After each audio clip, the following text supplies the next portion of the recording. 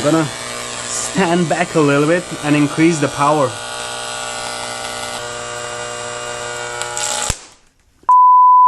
I'm hoping that at least the capacitors are not charged anymore. Let's try them out. Okay, let me show you how well it works. First, without the anti-pair.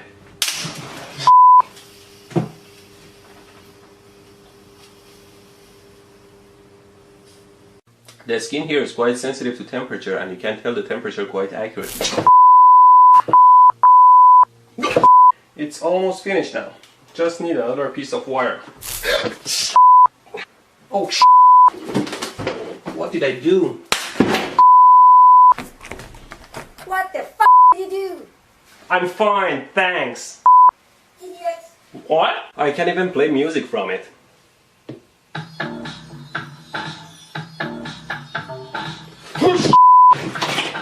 And you can see a tiny negative sign beside it. That means that that side needs to be connected to ground or negative. The first thing you need to do is to remove the broken ball. Just make sure you don't cut your fingers and take the screw part out. My finger. Good thing the breaker opened. Now it's time to put the new bulb in. Just screw it nice and tight and it'll turn on. It's not turning on. I broke the ball. Well, the lamp is already out, so always use a tool to get the screw part out. Unplug! Damn it! Unplug! Let me show you what I mean by this oscillation. If I put the bullet inside the coil and try to turn it on with my power supply here.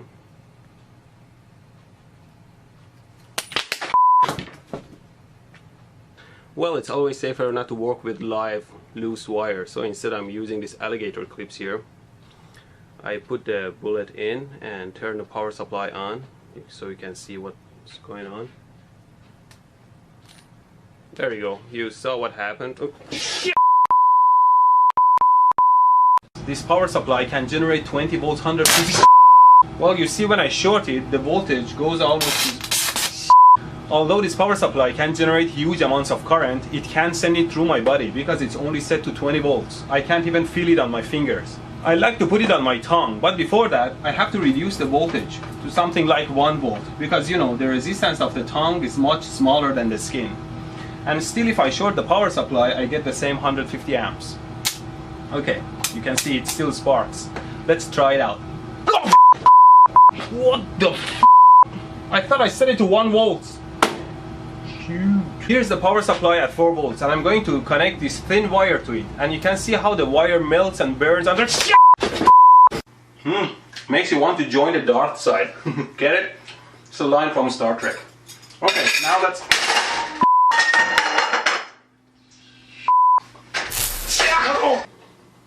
Always be aware of your surroundings. The tip of the gun here simulates a human finger. Always be careful with your tools.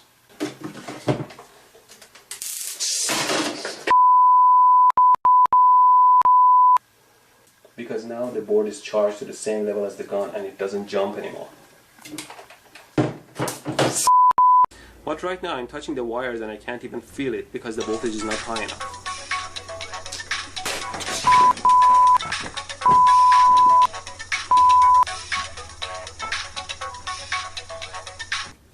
Who's this? No, I'm not Steve. Wrong number.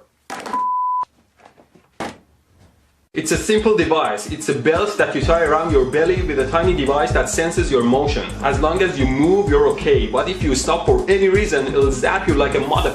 You will move no matter what, or else you will feel the pain.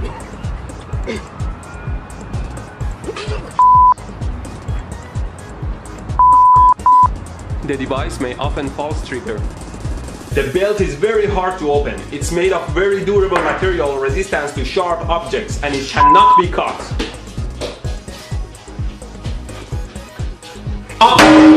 So you will run until the batteries die or you die. Just kidding, we have never had failed batteries. The device is very simple. It runs on 2 AA or AAA batteries and has 2 electrodes on the bottom and turns on with a switch. Now if you don't move, it says unless I do it with my finger. With this revolutionary device, with the flick of a switch, you're ready to